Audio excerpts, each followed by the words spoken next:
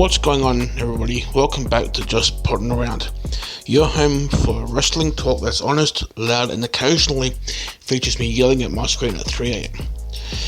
Today, we're diving into AEW Full Gear 2025, one of AEW's biggest shows of the year, and this card is absolutely stacked.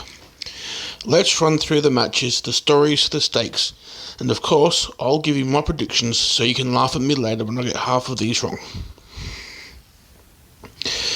So the event takes place this Saturday night or this Sunday morning here in Australia at the Prudential Centre in Newark, New Jersey, the second straight year at The Rock. It starts at 8 p.m. on the east coast of the US, 5 p.m. on the west coast, or 12 p.m. for those living in the east coast of Australia that use daylight savings time. And the pre-show starts around about an hour and a half, between an hour and 2 hours before the show.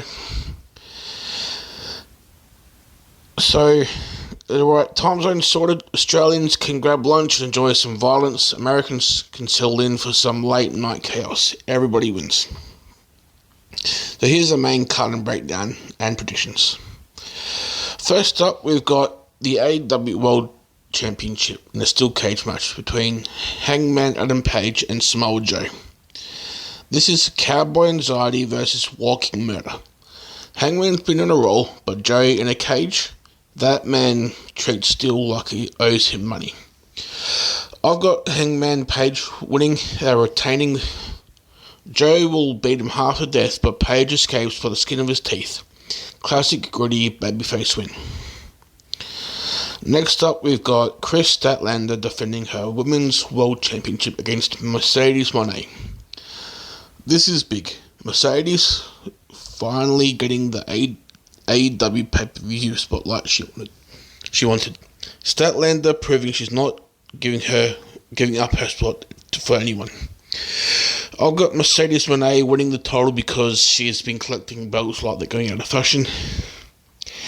AEW wants the headlines, and Moné with the belt is exactly that.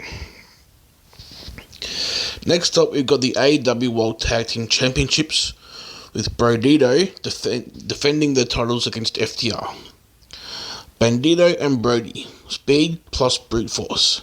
FTR, tag team fundamentals are so crisp they could cut glass. I've got Bandito retaining.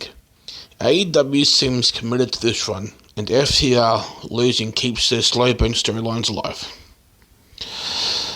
Next up, we've got a no DQ match for the AEW TNT Championship, with Kyle Fletcher versus Mark Briscoe.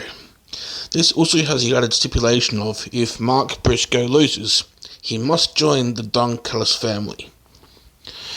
Briscoe in a no DQ match is basically, hey, let's go break some furniture. Fletcher's been killing it with the belt, but this stip changes everything. I've got Mark Briscoe winning the TNT title.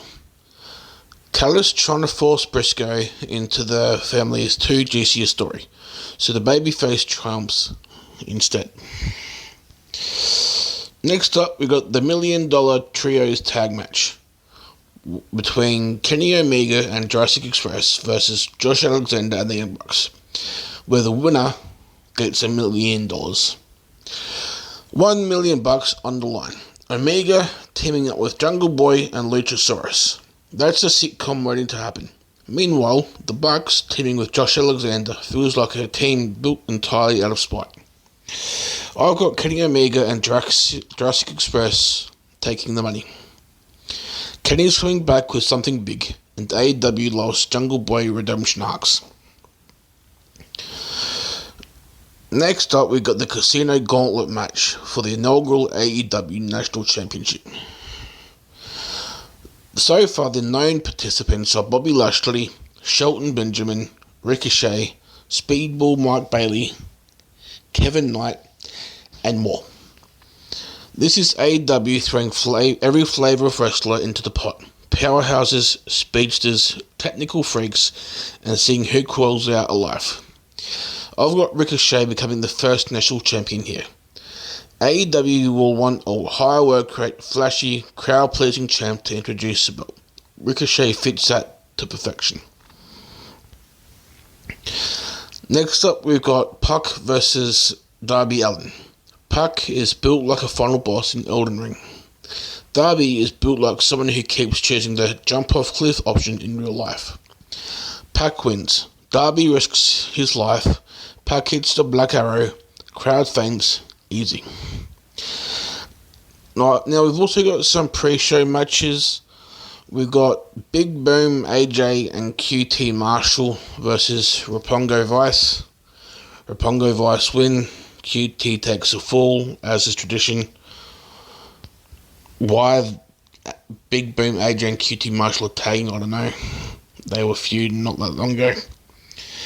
We've also got a 4-way tag match with a $200,000 prize.